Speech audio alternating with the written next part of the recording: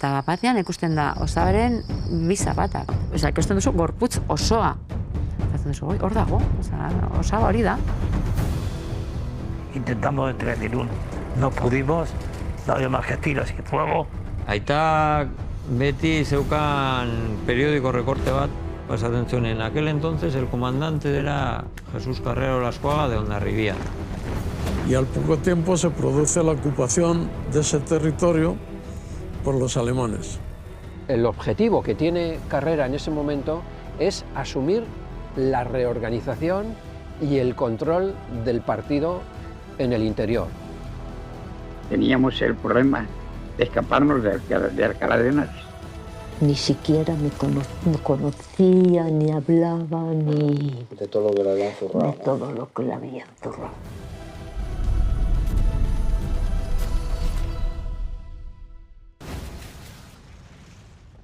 Kaixo, bikote, eskerrik asko etortzeagatik, Aiza podcast berri honetara. Eta, zuen buruak pixka bat aurkeztearren, esan dezakegu, zu Aitor, Hondarribiko Gorria dokumentalaren zuzendari, muntailari, gidoilari, zarela, ez? Pixka bat. Eta zu Maria, protagonistaren hilo bat. Zuri nola bururatu zitzaizun Jesus Carreraren inguruko dokumental hau egitea? Nondik sortu zen ideia? Nola? Nik uste, herritar guztientzako bezala, Jesus Carreran entzako zuela persona guztiz ez ezagun bat, eta pixkat dena joaten da, 2018ko nik uste maiatza izango zela edo, hor, Itzola Arroyo historialari eta lagunak deitu nindun, eta esan zian, asmoa zutela exhumazio prozesu bat egiteko, Madrilen, Hondarribiko komunista baten inguruan.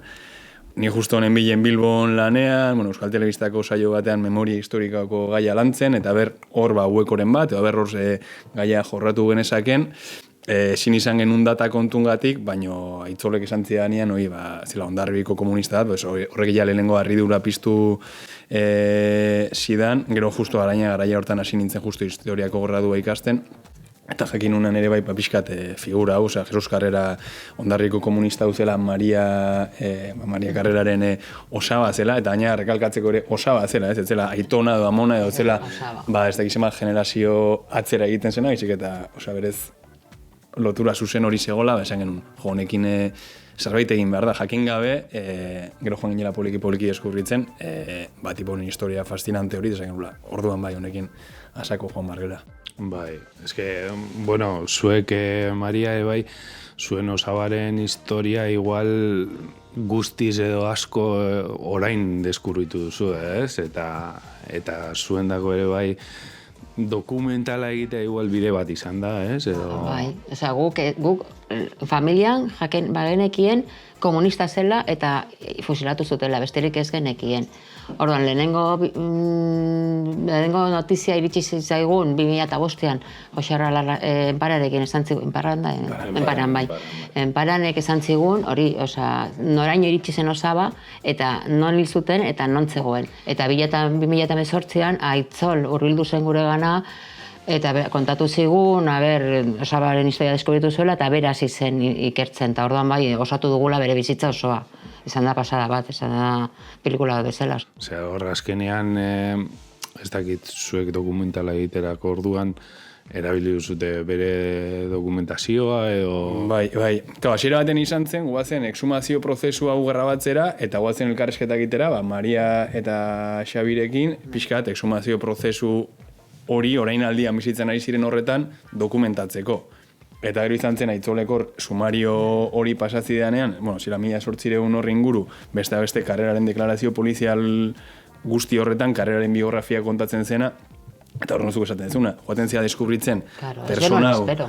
Eske, ze testu inguru ezberdinetan egon zen, 33 urteko bizitza batean, Europako, lehen erdialdeko, Europako eta munduko politika eta historia ulertzeko, pieza klabe guztietan, Gerra Zibila, exilio bat, Frantzian egotea hor bigarren mundu gerra bat bizitzean, naziekin egotea klandestinide batean, eta beti parte aktibo izaten, azkenean, etzela historiak eramandula leku ezberdinetara beste milaka pertsonak pairatu zuten bezala, baizik eta bera ere pixkat historia hori aldatzen zegoneten gabe. Protagonista izan da, azkenean. Hori da, guretzat, familiarentzat hori da sorpresarik handiena. Guretzat komunista normal bat pentsatzen genuela, azkenean izan da figura historiko bat. Eta hori da, gure bidaia hor bukatu da, azkenean.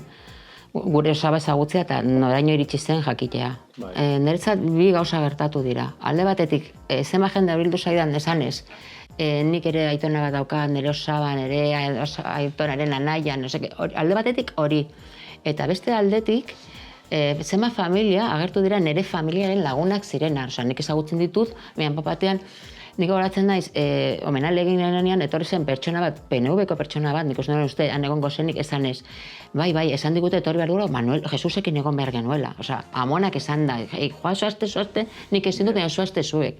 Eta gero, hurbildu zait jendea esanez nire amonaren eta nire familiaren laguna zela. Eta azkenean, amonak babesa hori, eta familia babesa hori bizi zuela, hori bai. Nik uste babestuta sentitu zirela. Bai, azkenean sumariok berak balio izan digu karreraren historia ezagutzeko. Sumarioa dela, karrerak berak poliziari egin zion deklarazio hori. Orduan hor relatatzen da pixkat bere bizitza politiko guztia, 31an Errepublikarekin, UGT sindikatu zen momentutikan, 53an Madrilen Espainiako Alderdi Komunistako idazkari nagusi zela harrapatu zuten arte. Orduan pixkat sumari hortatik abiatuta joan gera sortzen edo dokumentala. Eta dokumentalan pixkat helburua izan da hori, saiatzea registratzen ze leku eta ze testu inguru ezberdinetan egon zen. Orduan izan da joatea deskubritzen bere inguruan apur bat idatzi duten, zetzegon asko idatzita ere bai, historiadore aditu ezberdinak eta joatea kokatzen denak testu inguru horretan, ez? Bai Euskadiko bai gerra zibila iparraldeko frontean, bai joan gero Kataluniara, eta hor Kataluniaren ere bai entrevistak egin, Frantziara joan, kontzentrazio esparruetara, eta pixkat gu ere bide hori egitea. Azkenean zelako erronka dokumentalana zen, persona hau ez da gure artean egon. Ez ditugu berarekin zuzenean egondako lekukoak topatu. Orduan da, inbar dezu, rekreatu bere bizitza, zerotikan, eta zentzu batean suerte izan dugu, eta izan da brutala, topatu ditugu azkenean pixkat, azkenean ikerketa lan bat izan delako dokumentala bera, topatzia bere kamaradak izan ziren pertsona. Denak isilik, eta zizirenean lapida hori, harria hori altxatzen, tristura. Azkenean ikusten duzu hor dago, eta atera behar dugu, oso. Eta orduan konturatzen zera, ze mina duzun barruan. Eta ikusten du, lehenengo buru ezurra agertu zen, eta esan duen, ja. Nekin osabetzela, baina ja, azkenean zulorretan lau zeuden. Osabetzen bigarrena sartu eta hirugarrena ateratzeko. Dokumentalean badaude exhumazioaren irudi eta momentu horiek bereziak igual, zuetako edo... Bai, benik goratzen dut eguna, gainera guk gaua pasa genuen Alkalako kartzelan, hain da paradorrea, bere azken gaua pasa zuen lekuan pasa genuen gaua. Orduan ja izan zen oso hunkigarria, eta altxatu genen eta izan zen berezia. Eta oso hunkigarria jende asko, Alkalako zenbat jende hurbildu zen, babestuta sentitu ginen, baina gero gogorra, emozio handia, baina gogorra, nik beti izaten dut, eta nahiekin berdin bentsatzen dugu hiruok, harriak kendu zutenean, eta ondarra ikusi genuenean, lurra hori ikusi genuenean, hor izan zen oso gogorra, oso gaizki pasa genuen, nik uste dut momentu hori gogorrena hori izan zela, hasi zirenean, lurra hori mugitzen. Lehenengo izurra iritsi arte. Izan zen, además, kriston tentzia. Mundu guztia isilik eta kriston tentzia sentitu genuen. Lehenengo izurra agertu zenean izan zen, hasi gara, baina oso momentu gogorrak izan ziren.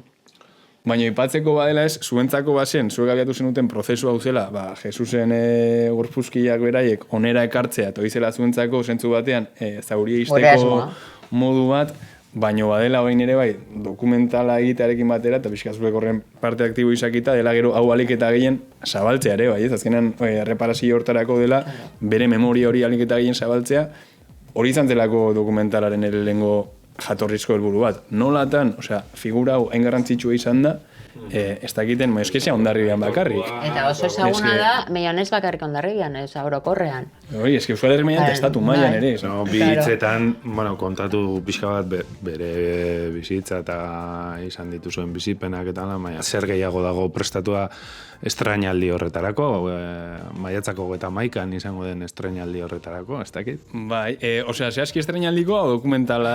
Bueno, biak, ez? Biak, vale. Ez, dokumentala bere hortan da, bai dokumentala ikusten dugunak edo jasoko bilaia, pues, lehenengo pertsonan, pixkatzuen relato horren bitartez, zer den, senide baten exhumazio prozesu bat bizitze batetik, eta gero Mariak esaten duen bezala, da iaia fikziozko ematen duen, baina kasu honetan aragizko eta benetako persona baten historia, ez? Kasu honetan ondarribitar bat, bere hortan igeltxeroa zela, bertan Arma plazan jaioa, eta amaitu zula izaten, bai gerra zibilean, eta bai frankismoan, eta bai Espainiako trantsizio deituriko horretan, guztiz klabe izan zen alderdi bateko idazkari nagusia, goratu behar dugu, Espainia barruan, alegia, frankismoko lehenengo urtean, bera izan zela, lehenengo urte horietan, frankismo gordinenean, gerra bat galdu ondoren, Espainiara, berriro sartu zen figura bat, politikoki egoerari buelta bat emateko asmoarekin. Dokumentalean ikusiko da.